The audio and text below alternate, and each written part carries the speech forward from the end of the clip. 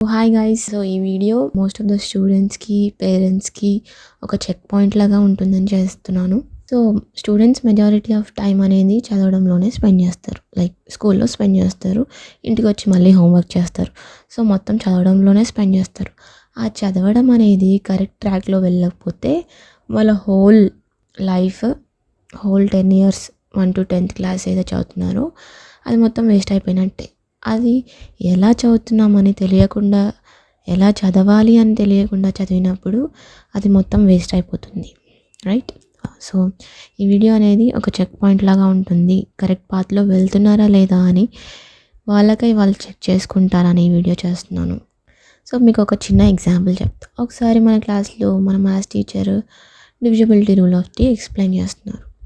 So అది explain చేసేటప్పుడు ఏం చెప్పారంటే, if the sum of the digits of a number is divisible by 3 then the number itself is divisible by 3 అని చెప్పారు. బాగానే ఉంది, రాసుకున్నాము. దానికి ఎగ్జాంపుల్ కూడా ఇచ్చారు. ఆ రూల్ అప్లై చేసాము, మంచిగా సాల్వ్ అయింది, హ్యాపీగా ఉన్నాం. కానీ ఆ రూల్ అప్లై చేసి ప్రాబ్లం సాల్వ్ చేయడం కాదు పాయింట్ ఏంటంటే ఆ రూల్ ఎందుకు వచ్చింది అని ఆలోచించడం ఇంపార్టెంట్. అసలు అది ఆలోచించకపోతే నువ్వు ఇంకా అది సాల్వ్ చేసి వేస్ట్. ఒకవేళ మీరు లక్కీ అండ్ క్రియేటివ్ అయితే మీ బ్రెయిన్లో ఖచ్చితంగా ఆ రూల్ ఎందుకు వచ్చింది అనేది వస్తుంది, క్వశ్చన్ వస్తుంది. ఒకవేళ మీరు కొంచెం లక్కీ అయితే సరే మిమ్మల్ని క్వశ్చన్ అడుగుతారు, ఆ రూల్ ఎందుకు వచ్చింది అని. అది ఎందుకు వచ్చింది అని చెప్పి దాన్ని ఎక్స్ప్లెయిన్ కూడా చేస్తారు. సో మీరు నాలా అన్లక్కీ అండ్ నాన్ క్రియేటివ్ అయితే అసలు మీ బుర్రలో క్వశ్చన్ అనేది రాదు, అసలు వై అనే క్వశ్చనే రాదు. అండ్ ఇంకా అన్లక్కీ అయితే మీ సార్ కూడా ఎక్స్ప్లెయిన్ చేయరు అది ఎందుకు వచ్చింది అనేది. సో మీరు అలానే కంటిన్యూ చేస్తారు ఇంకా స్కూల్ లైఫ్ మొత్తం. వై అనే క్వశ్చన్ లేకుండా నాలా అలా కంటిన్యూ చేస్తారు.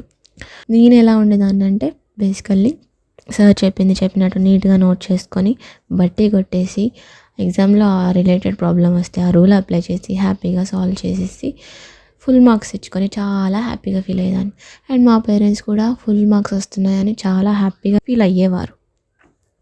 అండ్ టీచర్స్ కూడా చాలా హ్యాపీగా ఫీల్ అయ్యారు. అండ్ టీచర్స్ పేరెంట్స్ తోటి మీ పాప చాలా బాగా చదువుతుంది, చాలా సిన్సియర్, చాలా బాగా మార్క్స్ తెచ్చుకుంటుంది, చాలా హార్డ్ వర్క్ చేస్తుందని చెప్తారు.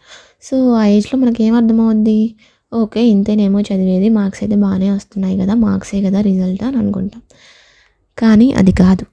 To all the students out there, I want to emphasize this. Marks అనేవి అసలు ఇంపార్టెంటే కాదు. The only thing that is important is why అని ఆలోచించడం. ఎందుకు వచ్చింది, ఎలా వచ్చింది, అలానే ఎందుకు వచ్చింది. ఒక టీచర్ ఒక మెథడ్ చెప్తే ఆ మెథడ్లోనే ఎందుకు చేయాలి, వేరే మెథడ్లో ఎందుకు ఆలోచించకూడదు. ఇలా ఆలోచించాలి. ఇలా ఆలోచిస్తేనే నువ్వు బాగుపడతావు. లేదా నా లైఫ్లా నీ లైఫ్ కూడా తుస్ అంటది. ఇప్పుడు నేను చాలా ఏళ్ళ తర్వాత ఇది రియలైజ్ అవుతున్నాను. మీకు ఒక షాకింగ్ విషయం చెప్పాలంటే, నేను ఈవెన్ క్లాస్లో ఫస్ట్ ఆర్ సెకండ్ వచ్చేదాన్ని ఇలా బట్టి కొట్టి. No one told me to think why. So నేను ఎప్పుడు ఆలోచించలేదు, నాకు ఎవరూ చెప్పలేదు.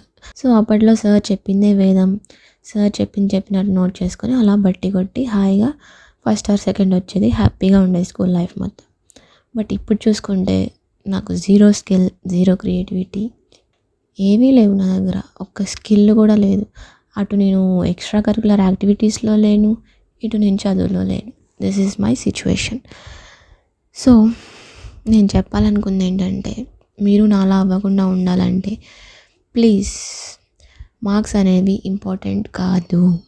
The only thing important is to know why it came, how it came, ఎందుకు అలానే వచ్చింది అని ఆలోచించడం.